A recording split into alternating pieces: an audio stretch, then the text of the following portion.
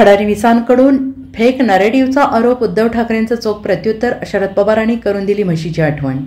लोकसभा निवडणुकांमध्ये महाराष्ट्रात महाविकास आघाडीला चांगलंच यश मिळालं आहे, तर महायुतीच्या पक्षांची चांगली पिछेहाट झाल्याचं दिसून येतंय। त्यामुळे महाविकास आघाडीच्या नेत्यांमध्ये चांगला उत्साह दिसून येत आहे। त्या पार्श्वभूमीवर महाविकास आघाडीच्या सर्वच प्रमुख पक्षाच्या नेत्यांनी एकत्रित बैठक घेतली। या बैठकीतून लोकसभा निवडणुकीतील विजयाबद्दल महाराष्ट्राच्या जनतेचे आणि सर्व छोट्या मोठ्या राजकीय पक्षांचे, सामाजिक संघटनांचे आभार मानले। ही लढाई विचित्र होती, पण संविधान वाचवण्यासाठी होती। मी माझ्या भाषणाची सुरुवात माझ्या देशभक्त बांधवांनो आणि भगिनींनो अशी करायचो, असं म्हणत शिवसेना उद्धव बाळासाहेब ठाकरे पक्षाचे प्रमुख उद्धव ठाकरे यांनी लोकसभा निवडणुकीतील विजयाबद्दल जनतेचे आभार मानले। यावेळी भाजपकडून करण्यात आलेल्या फेक नरेटिव्हचा आरोपावरही चोख प्रत्युत्तर दिलं। भाजप नेते आणि उपमुख्यमंत्री देवेंद्र फडणवीसांनी पत्रकार परिषद घेऊन आमची लढाई 4 पक्षांविरुद्ध होती, चौथा पक्ष म्हणजे फेक नरेटिव्ह होय, चुकीचं कथानक तयार करून प्रचार केला, संविधान बदलणार आहे तसा खोटा प्रचार निवडणूक काळात करण्यात आल्याचा आरोप देवेंद्र फडणवीसांनी केला होता। या संदर्भात आज उद्धव ठाकरेंनी चोख प्रत्युत्तर दिलं आहे। नागरिकांनी महाविकास आघाडीला आणि देशात इंडियाला जो कौल दिलेला आहे, ही एक जाग आता आपल्या देशाला आलेली आहे आणि साहजिकच आहे, हा विजय हा अंतिम नाही आहे, ही लढाई सुरू झालेली आहे। येत्या 2-3 महिन्यामध्ये विधानसभा महाराष्ट्राच्या येतील, त्याच्यानंतरसुद्धा इतर राज्यांच्या काही निवडणुका येतील।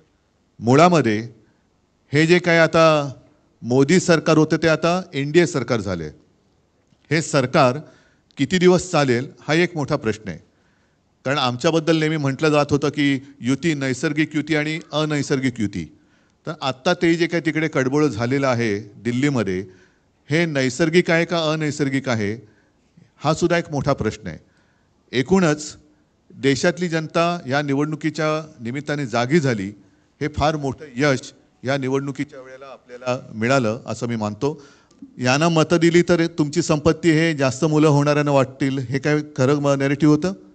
मंगळसूत्र उचलून नेतील, तुमच्या घरातले नळ कापून नेतील, तुमचं वीज, हे काय खरं नॅरेटिव्ह होतं?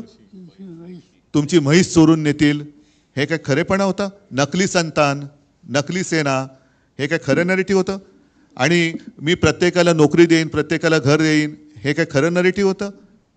उद्योगधंदे वाढवीन, हे काय खरं नॅरेटिव्ह होतं?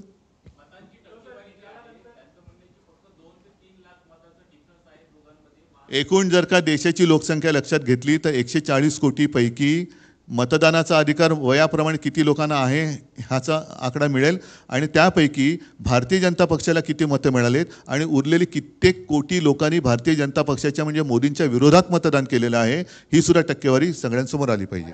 Bureau report, SBN Marathi, Mumbai.